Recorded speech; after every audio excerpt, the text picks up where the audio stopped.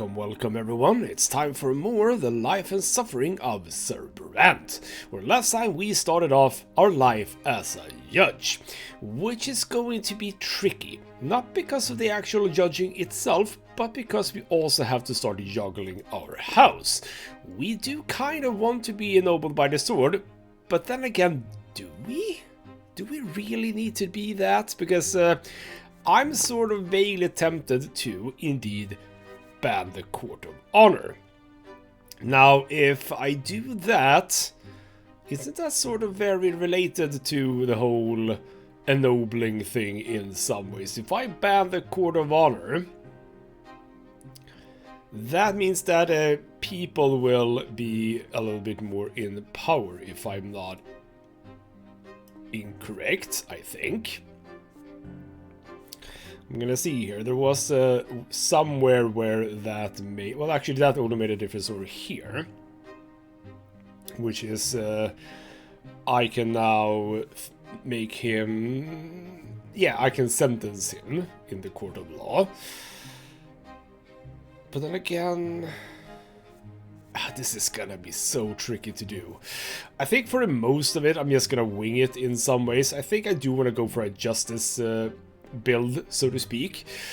So over here in occupation, the new tab, we have career and we have justice. So career is if I am doing the nobility's work, and justice if I'm doing the commoner's work. So yes, indeed, as you can see at the bottom, if I would go up to 10, that's tyranny of the nobles. If I go up to 10 in justice, that's the commoners seizing powers. Oh, power. Right now I'm very much sort of balancing on an edge. And it kind of feels like at this point that I'm going to be choosing either of these at any point in time, which means that one will be +1, the other one will be -1. It's gonna be tricky. Everything is gonna be tricky. I have been going against Stefan a little bit, so he's now in the 0 with me, but Gloria is coming around a little bit. Nathan, pretty much indifferent. Father still likes me a lot. Mother likes me a little bit. So, yeah, we'll see where all of this goes, eh? So, we are going to get a gift for the family. This last year has been an ordeal for your family. The pains taken to be ennobled by the sword, the close attention of the city aristocracy, the squabbles between Stefan and Gloria. Tonight your preoccupied father has gathered the entire family around the table in the backyard. The sun is almost set and there is a soft breeze. But instead of a meal in the open air, you are going to attend a family meeting. In the middle of the table you see an open gilded box. It is full of jewels. Ooh. My father goes... Sorry about that. Archduke Milanidas himself has bestowed this gift upon us. It is a surprise indeed. I thought you all had a right to know. And here follows a letter lying besides the box, and from Archduke Milanidas. Sir Robert Brante, I bestow this precious box upon you and your family as a symbol of the care with which I treat the people of my province. Pray accept this gift and remember with whom the loyalty of the true nobles of Magra lies. Archduke of Magra, Tarquinius of the Milanidas. Intriguing.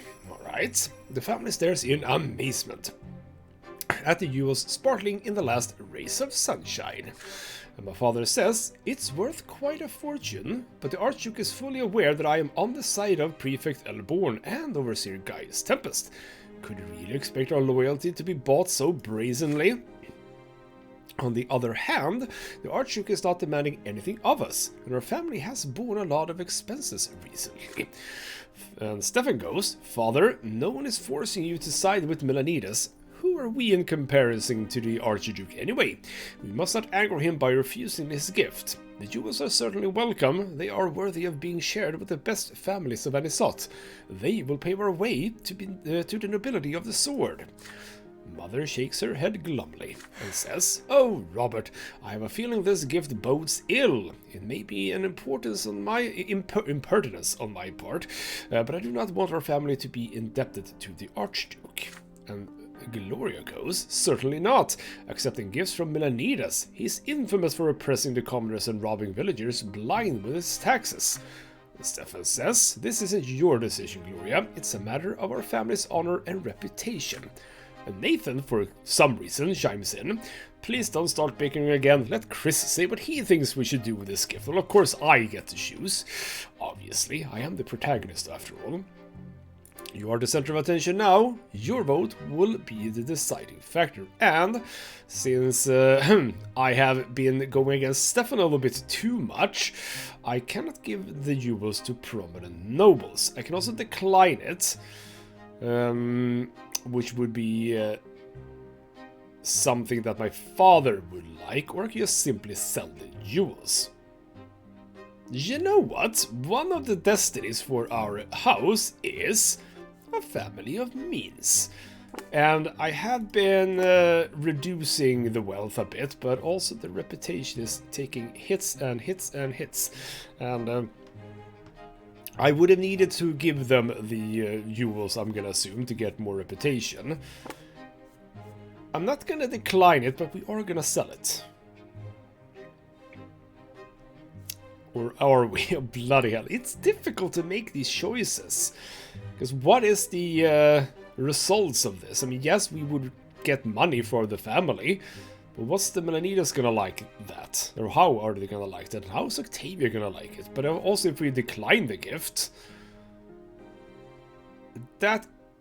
Is that good for the reputation or not? Because I'm... Okay, so who does the nobility actually like in the province? Does people like Gaius Tempest, or do they like the Archduke? I'm gonna decline it. I'm gonna say we decline the precious jewels, and we say that we are not easily bought, our family. Ooh. Looking the family patriarch straight in the eye, you state that such a gift is not to be accepted. The Archduke will see it as an oath of allegiance to him. It would be better to provoke his anger than to fall into his trap. You ask father to send the box back at once, and he says, well, I suppose you're right, Chris. It is far too dangerous, not only for me, but for the entire family. I'll write to the Archduke, bring me my quill. And Stefan goes, it's your decision, father, but please consider how much we stand to lose.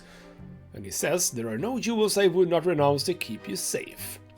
Mother, Nathan, and Gloria cast grateful looks at you. Even Stefan accepts father's decision after some grumbling.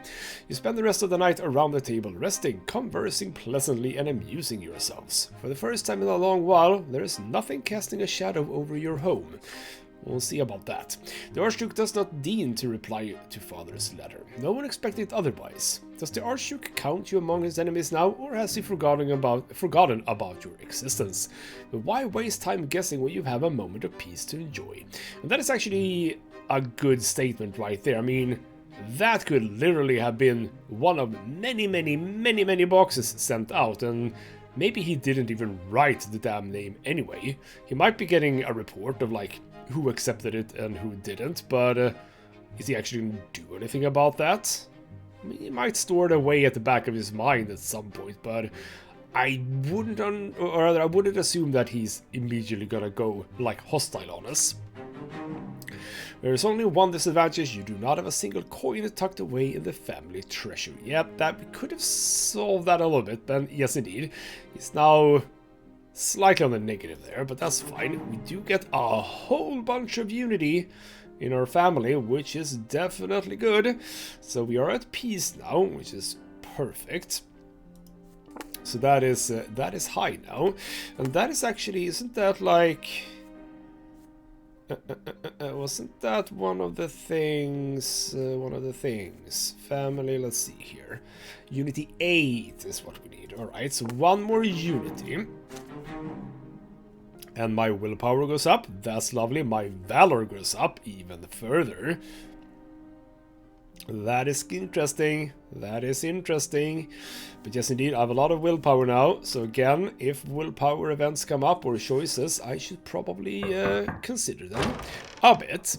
So, the power of the law. You have just completed your first year of service at the prefecture. We didn't get to do a whole lot of decisions, only one really. Several days after your second year begins, there's a knock at the door. You look up from your paperwork and tell the visitor to come in. Sir Borne's secretary slips inside quietly. The prefect has an important matter to discuss with you in his office. Augustine Borne looks weary and aged, but he greets you with his usual characteristic warmth.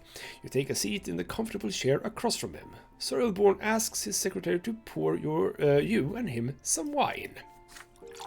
And he says, Sir Brante, good to see you.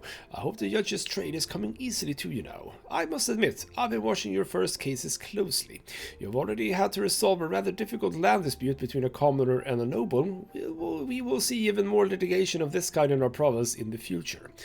And yes, indeed, I went with the commoner on that one. Well, not necessarily strictly with the commoner. I just said that, you know what, there is some law here, so you know what, just suck it up. Maybe you shouldn't have rented out your land after all. Now it's time for you to answer an important question. In this great dispute between the two states, where will you stand as a judge? Take a look around you. Life in the Empire as we know it is changing. It is our duty as nobles and judges to make peace between all the estates on the basis of the law. However, the prefecture faces a great hindrance in its pursuit of this goal. Many nobles are still determined to abide only by the traditions of old, especially the Orkneys. For those nobles, the only law above them is the court of honor, where noble ranks and duels decide everything. They reject the jurisdiction of the prefecture and outright defy the newer laws and regulations of the empire. And oh yes, we do want to break this if we can. This is to say nothing of what happens when an Orkney has a dispute with a human commoner. Some Orkneys would rather cut a human down then and there than waste time on what they see as pointless litigation. Even though the law says that all the Emperor's subjects have the right to a fair and just trial. One of the most flagrant violators of the law is Dorius Audun, the commander of our province's military. You've encountered him before, haven't you? Well, he kind of likes me, actually. I mean, not much, but a little bit. That Orkney nobleman is a notorious duelist. Anyone who crosses his path risks insulting his honor. His sword has ended the lives of many human nobles, not to mention all the commoners who have been unlucky enough to run afoul of him when he was bored. Surely you realize, Brante, that we are the only ones who can protect those people. The Lobon lot forbids a commoner to arm himself, and even those who would rather defy their lot have no chance against Dorius Audun, one of the most skilled Orkneyan sword masters. Well, I'm pretty good with a sword myself. Audun cannot be allowed to commit murder with impunity. We have to stop him and all the others who act as he does. Imperial law must prevail over their barbarous tradition. But as of now, I have no authority to put Audun on trial. Our province still abides by the old traditions, and humans are powerless against the dynastic power of all of the Orkneyan aristocracy. Putting an Orkney on trial for his crimes would be unthinkable at best. We have to work gradually to change this, Brante. I need you as an ally. Alright then, so yes indeed, down here, the one that we were talking about, we have to make a promise to Augustine, and I'm assuming that if we do that, and then we sentence Otto according to the court of law, we will have betrayed him?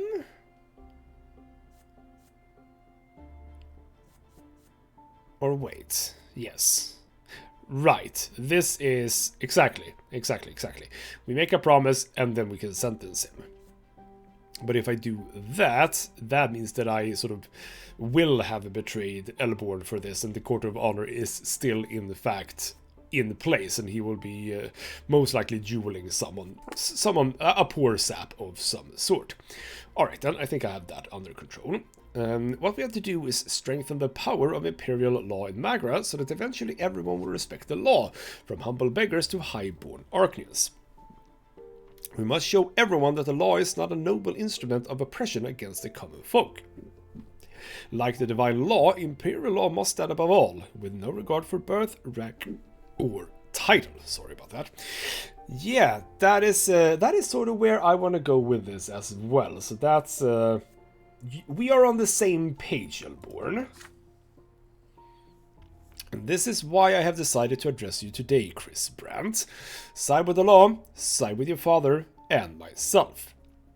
Side with the justice in every case always, no matter who stands trial before you, be they lowly commoner or noble elite. With enough precedents, we will put an end to highborn tyranny and ensure that the law is respected throughout the province. Well, so he's talking about justice, obviously, but how's that going to go for my career then? But I must warn you, even here at the prefecture, I am not all-powerful. Many judges oppose my point of view, not openly, at least not yet, but I'm certain they will work against us in the shadows. Now, Brante, what is your answer? Are you ready to side with me and change your province for the better? Are you prepared to support me against the high-handed gentry and defend the common folk from the likes of Dory Sarton? Absolutely, I will. Easiest choice in this game so far, I think. You nod energetically, determined to support Borne and bring nobles and archnians under the rule of imperial law. You realize the risks, but for the future of the empire and its subjects, you are willing to face them. You seal the promise with a handshake. The prefect leans back in his big chair and points at the glasses full of wine, and says, I never doubted you, Brante. With your potential and youthful zeal, nothing will stop us. And now a toast to the triumph of law in Magra. Big decision, this one.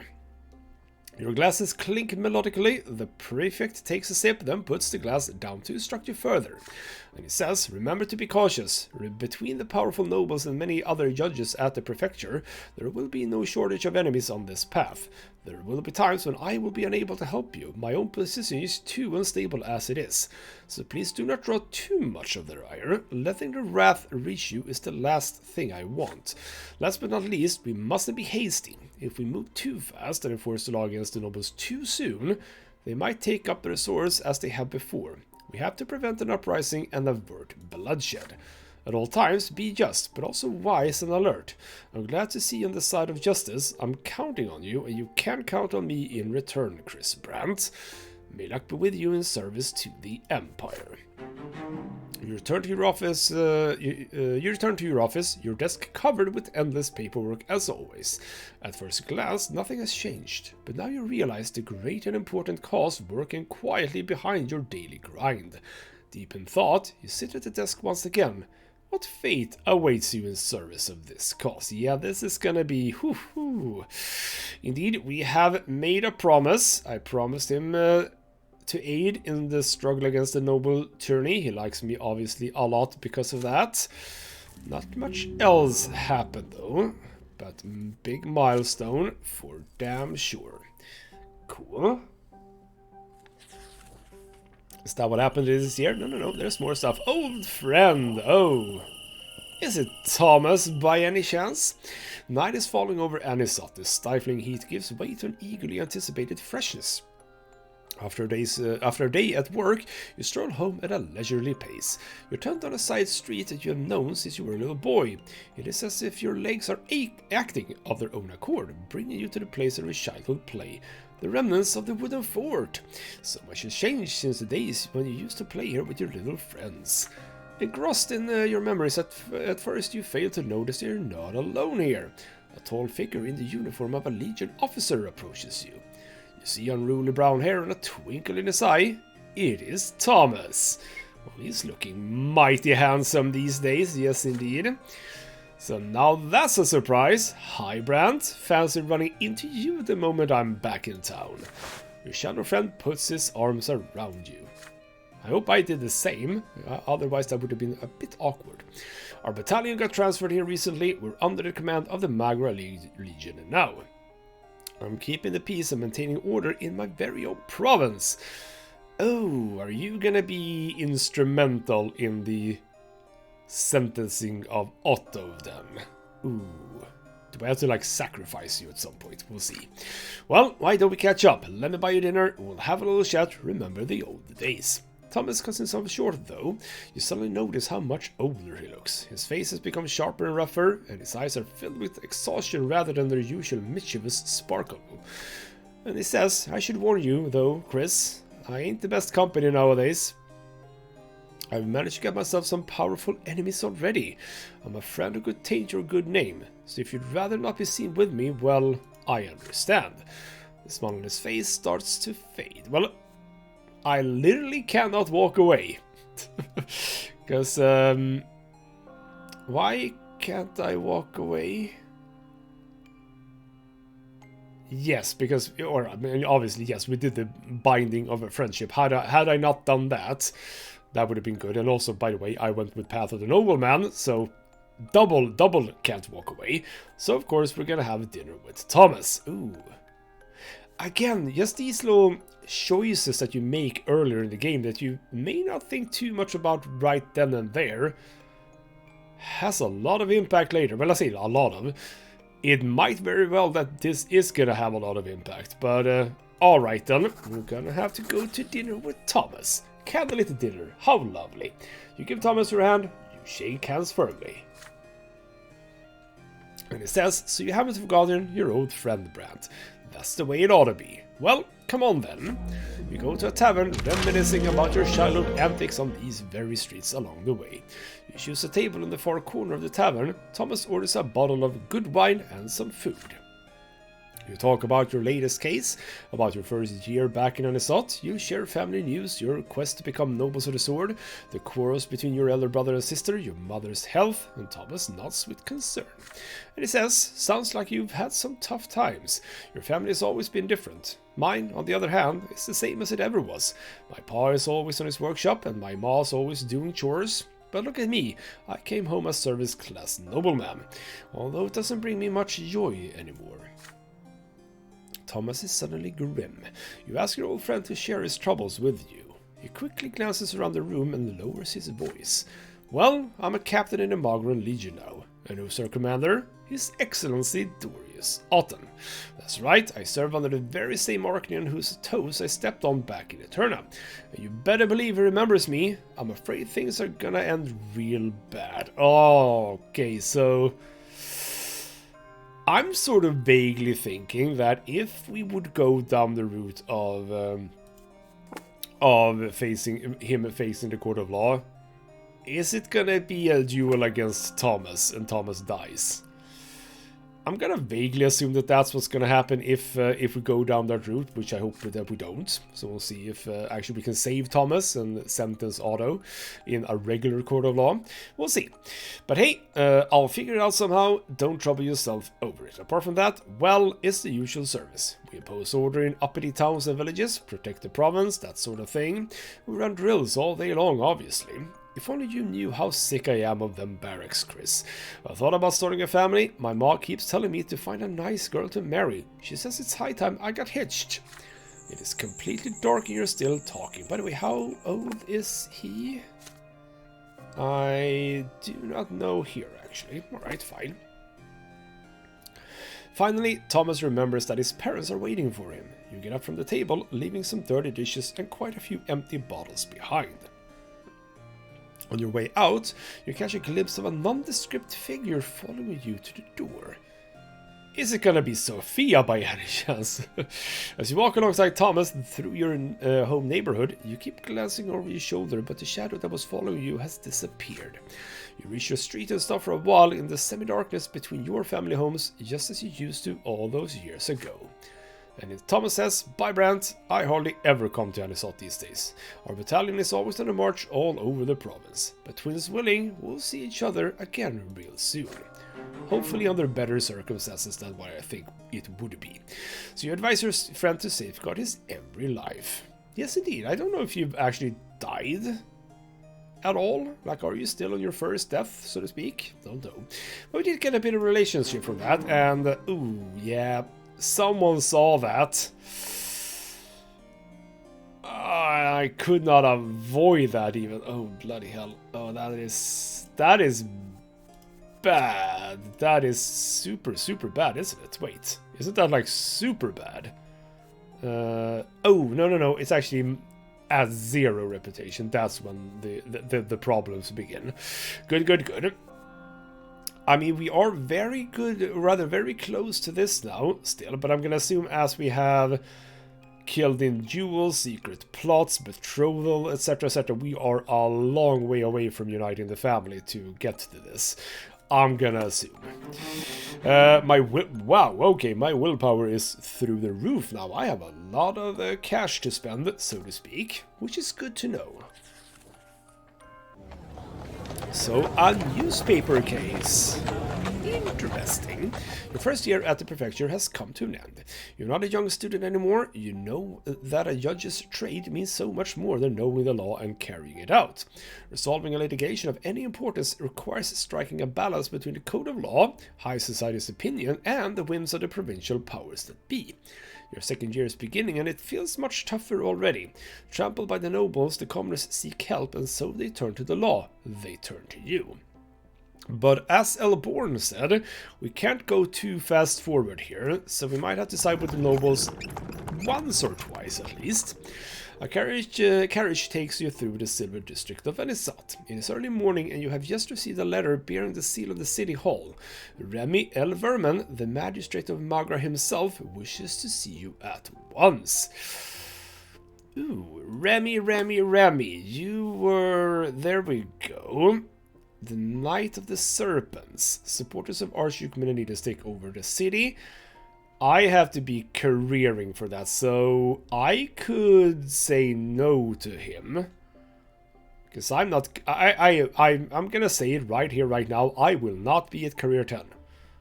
Because I am, as I'm going down justice, I don't think that I'm gonna be able to get high on justice and career. So, alright, let's see how this goes. Because maybe I can't even sort of not accept his deal. The mere sight of the magistrate's invitation is enough to make you scowl. There is no doubt about your newest case regarding the Quorum Gazette, which may spell trouble for everyone involved. A provincial legislature, the lesser quorum governs the volume and distribution of taxes in Magra. After a new law created by the Emperor's own brother Cornelius Tempest several years ago, commoners of considerable wealth were granted representation in the quorum, on par with the nobility, thus forming the lesser quorum. Now the representatives of the lowly estate have found a newspaper of their own, and this Quorum Gazette, distributed it all across Anisat, fervently argues for commoners' rights in provincial governance. The man behind the newspaper is Mayor Egmont, a well-off industrialist and owner of several silver mines, and it was his article and his demands that brought about this litigation. We take out a newspaper and read Egmont's article printed within. It addresses Imperial Overseer Gaius Tempest directly, and Mayor Egmont says, or writes, "We demand that Sir Overseer Gaius Tempest cease his habitual disregard for our meetings. From our Emperor Uther II, we received the lawful right to assemble and sit in the lesser quorum. And we say to the Overseer, our voice must be heard. Our message must be accepted." The carriage stops in a square by a luxurious building. This is the city hall, where imperial officials manage all domestic and economic matters of Anisat. You are escorted up a long, winding staircase to the door of the magistrate's office. One thing, by the way, now that I think about it, that I would kind of like, that I don't think exists. I mean, we have the map of the Empire, that's cool and all. But it would be kind of cool to have a map of the city. I mean, it wouldn't probably matter so much, like we wouldn't be able to move around the city, but it would be kind of cool to just see the layout of the city. That's a bit of a sad thing that we don't have that. Alright then, you now stand before Remy L. Verman. The magistrate maintains a haughty bearing in spite of his venerable age. His face bears the sharp, proud features of so common among the old aristocracy. And he says to me, "Ah, yes, Sir Judge." What do you mean, Sir Judge? I'm Brante. You are from the Brante family, I believe. I appreciate your prompt arrival. I'd rather not waste your time and get right down to business. The matter for which I called you here is urgent indeed. So are we basically just standing right in the hallway talking? Interesting. You are judging a case against that newspaper by the lesser quorum, are you not? I've had a torrent of complaints against it from the most venerable members of the quorum. They say Mayor Egmont has insulted Gaius Tempest, our overseer, and an Arcaner from the Emperor's own great dynasty, and he say they're absolutely right. The Empire gave those uppity commoners a hand in managing the province's very well-being, which is already a violation of their lowly lot. But no, that wasn't enough for them, it seems. You've earned the mantle only recently, Sir Brante, but you must realize that this is an affront to the honor of the entire nobility. I expect you to do your duty as a judge and immediately find a pretext for shutting down their pathetic gazette. Borne, your prefect, might think otherwise. However, Sir Brante, if you exercise enough wisdom and cunning, I am certain you will realize which position is most beneficial to you. With your youth and potential, it'll do you good to have powerful friends on your side. I'm sure you will reach the only appropriate and just verdict when closing this case, and I hope you will be duly judicious. For now, farewell. You return to the prefecture lost in thought. Sir Elverman is right, your word is all it will take to shut the Lesser Quorum newspaper down. As a judge and a nobleman, you do not even need a reason. The people running the Gazette are mere commoners, no matter how wealthy they may be. There was no breach of law, however. Mayor Eggman's article simply requested that the Overseer Magra hear what the Lesser Quorum has to say. You can reject the nobility's complaints and thus show the commoners that they may rely on the prefecture's justice, but Sir Elverman and many fellow judges will be outraged. Father learns that the case has been assigned to you. He visits you and offers some advice. Well, that's very helpful. Yes, thank you, Father. You're in quite a predicament now, son. If you try to appease one party, the other will be furious. Yes, I figured. Wouldn't you rather see if there's any way to make peace between them? I would. I would very much. We could host a party at our estate and invite both Mayor Egmont and the noble elders from the Quorum. Well, not the Quorum, from the Quorum. There we go. If you are successful at diffusing their quarrel, no one would object if you decide to legitimize the Quorum Gazette. Even Elverman won't be against it if the nobles stop complaining. However, Father is not your only visitor of note that day. Shortly after the door closes behind him, the familiar face of Judge Carlo Fockraven appears in your office. He looks around cautiously before speaking his mind. I hear you've been ordered to deal with that newspaper run by wealthy commoners. It's a complicated case indeed, and if you ask me, work like that deserves to be rewarded. Why not make the most of it? You're quite close with Prefect Borne, are you not? Almost related, as it were. What if you were to shut down the paper and seize their printing press? All it would take is her prefect's signature. And my friends among the Quorum nobles, why, they could use the Gazette of their own. I would be delighted to help you put that printing press in good hands. Just think of it. You would shut down a subversive periodical and help our esteemed nobles spread their message, all while earning a lucrative reward for your efforts. It's quite a coup, really.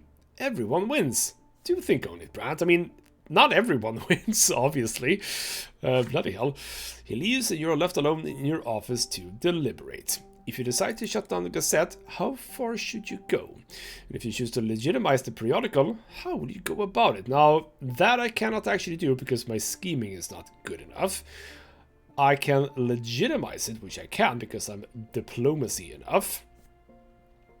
I don't shut it down or I shut it down. I mean, that's the party.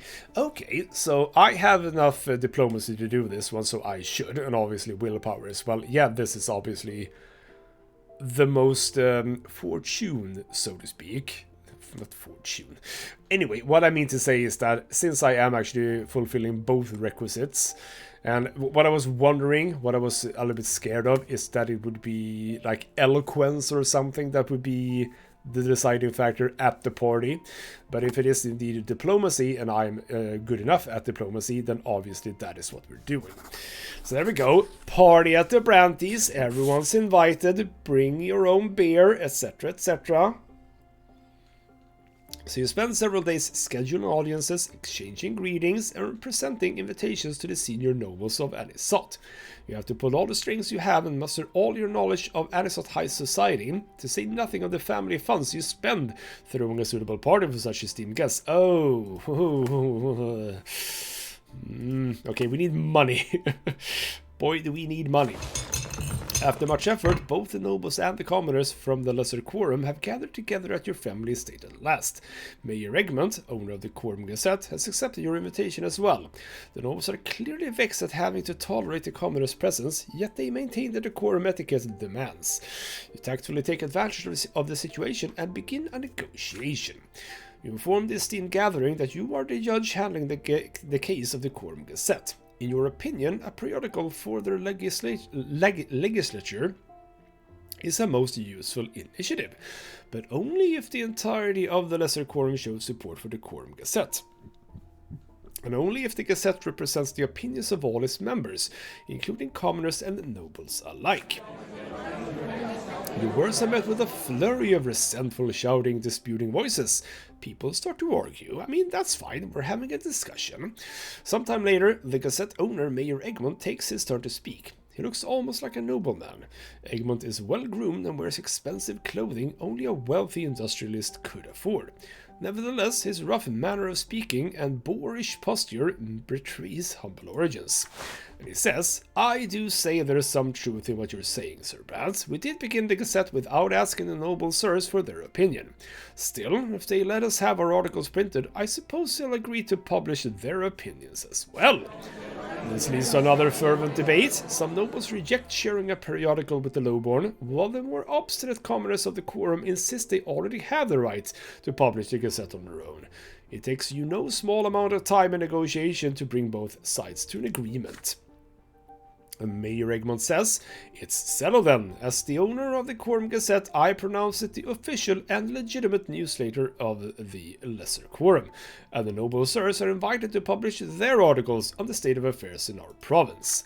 Industrialists and merchants surround you and shower you with praise as a skillful negotiator. Tonight, you defended more than a newspaper. You stood up for the entire common estate of the province. Father keeps his distance from most of the party, but once matters are settled, he pats you on the shoulder and says, Excellent work, son. You chose the path of justice while staying on the good side with the powerful nobility. Even Magistrate Elverman won't hold this against you. Your career at the prefecture will surely flourish. Let's just hope your notoriety as a protector of the common folk won't harm you in the future. The night is over. One by one, the esteemed guests leave the Brante estate, the family home you know so well. You never thought the affairs of the entire province would one day be decided within these familiar walls. And would you know it, I did get both +1s. But yes, indeed, I had to have diplomacy high enough, and I had to have willpower. So that is going down, obviously. Willpower goes down, but I'm still flush with willpower. No extra diplomacy, Sally, but there we go. Oh, okay, that was actually the Protect the Common Folk event. Okay, I'm happy I did that then, not anything else. Because Protect the Common Folk was actually quite important for what I want to do in the future.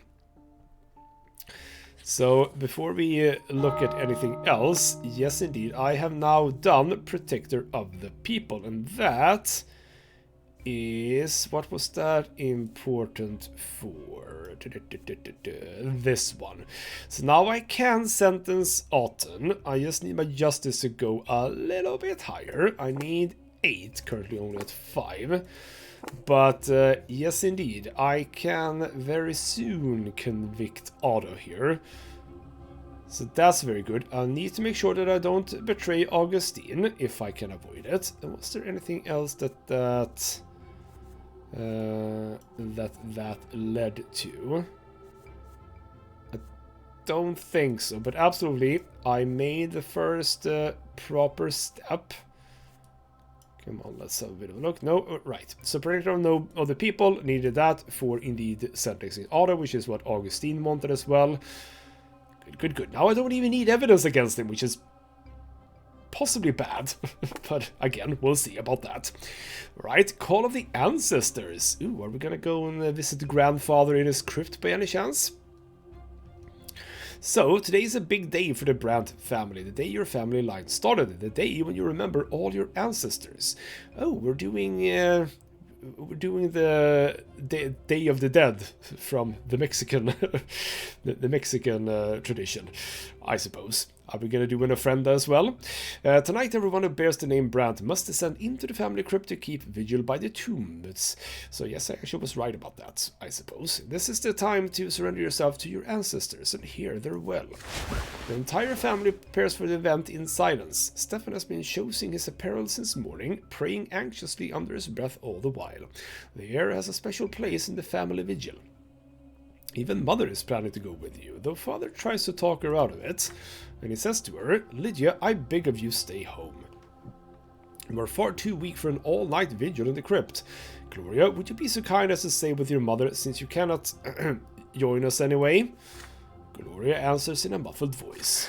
As you wish, Sir Robert. Late Sir Gregor would only be enraged to see Mother there. We all remember how their last encounter ended. Yes, indeed, he tried to actually kill her. Father nods curtly, avoiding Gloria's gaze, but at that moment your attention is drawn to a noise in the foyer. Nathan staggers through the door, stumbling over his own feet. He reeks of cheap wine and filth. What have you been doing? Bloody hell. I'm not, late, am I? He goes. Everyone gazes at him in consternation. Nathan almost falls into Mother's and Gloria's arms. Distressed, they fuss over him. Stefan eyes his youngest brother coldly and says, I expected nothing more of you, Nathan. Why even speak of duty to your family when you can't even manage to live by the commoner's lot?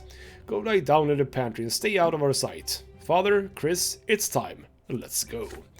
Alongside Father and Stefan, you descend into the family crypt. You cannot help but remember paying your last respect to your grandfather 9 years ago. You light the lamps. Dim, eerie flames illuminate the shrine. In the middle of it stands a magnificent stone tomb containing the long decayed remains of Gregor Brante. You take your places around the crypt and kneel. The all-night vigil has begun. At first, your ancestors remain silent. Each of you is left with their own thoughts. Then a low murmur passes around you. The shadows in the corners of the room deepen. The voices grow stronger. You know that the ancestors of Gregor Brante, his ancestors, long forgotten commoners whom you never knew, are trying to talk to you. But now a memory of them has come to life in the darkness of the crypt. They are pleading for something, demanding it of you, calling out to you, screaming. Finally, you all hear that painfully familiar, deep, imperious voice echo from the far end of the chamber. It's Gregor Brante, and again, yes, we do live in a world where if you die, you're actually not dead, unless it's the 4th time you die. So having stuff like this be a thing, I mean, it sort of fits the piece, I suppose. So Gregor goes, it's been a long time since I've seen you all. I hope you bear good tidings. All this time, I've been waiting for you to fulfill my mission. Remember, as long as I am in your blood, I will give you no peace. Well, bloody hell, don't be such a vengeful spirit, will you? I do not have my family ennobled just to see our line cut short. Our blood tide must join the grand flow of the Empire, and then each of my descendants will inherit nobility forever and ever. I mean, it seems very important to you, yes, but not so important to me. But I do not see any of you before my tomb. Where are you hiding? Where is the head of our family, the man who will speak to me? Where is the man who will heed my will? I mean, I thought we were all here, but sure. Father rises from his knees and makes his way toward grandfather's stone tomb. Weren't we at the tomb? Yes, indeed. Where the booming voice is coming from. But Stefan suddenly pushes him out of the way. Father takes an indignant step forward, but Stefan firmly bars the way. And Father goes, Stop it, Stefan. You are my heir, but you are not the head of this family. Stefan goes, Father, it is not you that Sir Gregor is addressing. Earning the nobility of the sword is my duty to him. He has long forsaken any hope of seeing you achieve it. You must understand that I am the one who will fulfill that duty. Stefan does not let him pass. Father breathes heavily in anger. You can all but feel the frantic beating of both their hearts resonating somewhere within you. Both your father and brother seem to have forgotten that you are here too. Even the restless voice of your ancestors have grown hushed, waiting for the outcome of this confrontation. I can step forward myself, as I have done Path of the Nobleman as well as the Blood Tide, which is a good thing. Again, I've unlocked both of these things. Had I gone down any of the other routes, this would not have been available to me. I may have done the Blood Tide, but had I gone down the Path of the Commoner or the Path of the Priests, this would have been locked out for me. So as it is there, I might step on Stefan's toes here, but maybe I should step forward. Gregor, what's up? It's me, ya boy Chris. While Stefan blocks your father's way, you step forward yourself. Now they're both trying to stop you, but you are already loudly addressing the spirit of Sir Gregor. Sir Chris of the Brants is the man who will speak to him. And Gregor goes, well, well. And also, by the way, he kind of likes me, so that's cool. Look who we have here. It's Chris himself, a recent nobleman of the mantle and a judge. I must admit, grandson, it has always been my belief that you would not be satisfied by the commonest lot, even when I punish you for your escapades. But are you up to the old tricks again? Do you truly imagine yourself to be the head of this family? What about my spineless son and his rightful heir, Stefan? Or are you planning to take his place? Well, maybe I would. You look over your shoulder. Father has covered his face with his hands, flustered. Stefan is clenching his fists angrily and whispering something under his breath. Yeah, I'm not playing well with Stefan in this age. I have been going from +3 to probably minus now. Gregor continues. Since you have been so bold as to speak to me, you will hear my will, Chris. Dead though I may be, my will still lives, and you all are the embodiment of it in the realm of the living. Earning the nobility of the sword is the great cause of anyone who bears the name of Brante. Your duty by blood is to earn us a place in eternity. Yes, it is my duty to look out for you even from beyond the grave. Your father's follies have become a veritable threat, and I must help you overcome it. You still cater to those foundlings, Lydia and Gloria, risking a permanent blemish upon the Brante family. Brante name, my name. You are but a step away from leading our family to shame and ruin. I kinda am, yes. Your grandfather's authoritative speech is suddenly interrupted by your father. And he says, no, father, this is impossible. And if I must defy your will, I am responsible for Gloria. My honor and my conscience will not allow me to do what you demand. You must accept this or keep on fighting me for all eternity. And Gregor answers, it is not to you that I am speaking, Robert. Chris, take the family cause into your hands. Do not take after your father. Do not shy away from taking responsibility for your actions. Do what must be done. Cleanse our family of wickedness. Ooh. We'll see about that, grandfather. You do not have time to respond. Stefan's strong arm hurls you to one side. But when your elder brother addresses grandfather instead of you, he is shaking and says, Sir Gregor, Chris must be out of his mind. I am the heir here. I'm ready to heed your will. And he says, rather answers, you have heard it, Stefan, and do not let anyone usurp your rightful place again. Otherwise you will lose your very birthright. Stefan answers, his answers is in a strained voice. I will do my duty to my family, Sir Gregor. Whatever the price, I will pay it. The crypt is completely silent once more. The spirit of Gregor Brante has left. You are alone again. You see tears glistening on Stefan's face. Without a sound, he detaches himself from you and leaves the crypt. Your father casts a disdainful glance at you and follows him up the stairs.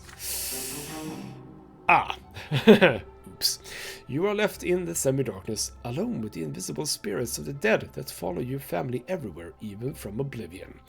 Whatever the will of your deceased grandfather may be, you have proven before your ancestors that you have the right to hear it on behalf of the Brante family. The vigil is over. So yes, Stefan is not liking this. We lose a bit from Robert, our father, as well, but he liked us so very much, so it's actually quite fine. And Gregor likes me a whole lot. Again, I spoiled that for myself. I wasn't at +3, I was at +1, but now +3. Willpower goes down a bit, sure. My valor, wow, alright then, I just maxed out valor there. Cool. I don't know if that leads to anything. By the way, it still looks like I'm playing each and every year, which is also a bit fascinating. But alright then. The year is 1140. Egmont's speech. Mayor Egmont, yes, the one that we made a bit of a deal with, together with the nobility. Just a few days into the new year, Mayor Egmont, chairman of the Lesser Quorum and owner of several silver mines, made a speech that caused quite a stir in the province.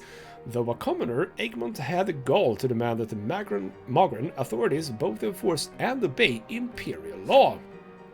And he writes, or said, "What's the use of the imperial laws if they aren't enforced as they should be? Even today, any sot nobleman who gets up on the wrong side of the bed can draw his sword and run a commoner through with impunity. These gentlemen may be our rulers, but does that mean that they can defy the emperor's will? Sir Borne has been appointed to enforce the rule of law in Magra. How come the prefect doesn't see this? We commoners aren't trying to seize the noble lot and take over the province, but the rule of tradition is a thing of the past. This is the age of justice. We may not all be equal in its eyes, but even the nobles and clergy must obey the law." The Magran aristocracy is furious with Egmont and demands that he be silenced, but the rich industrialist has too much money and too many connections to be dealt with so easily. You hear more and more rumors about secret societies of commoners appearing in the city, plotting against the noble rule. The gentry fears that Egmont and his peers might be behind this, but they have no proof, at least for now. Father Lennart, which is, as a Swede, that's a very much a Swedish name, and a very, like, sort of an old man name in some ways. Abbot of the Temple of the Silver Tree and leader of the New Believers, support Egmont and has spoken publicly in his favor.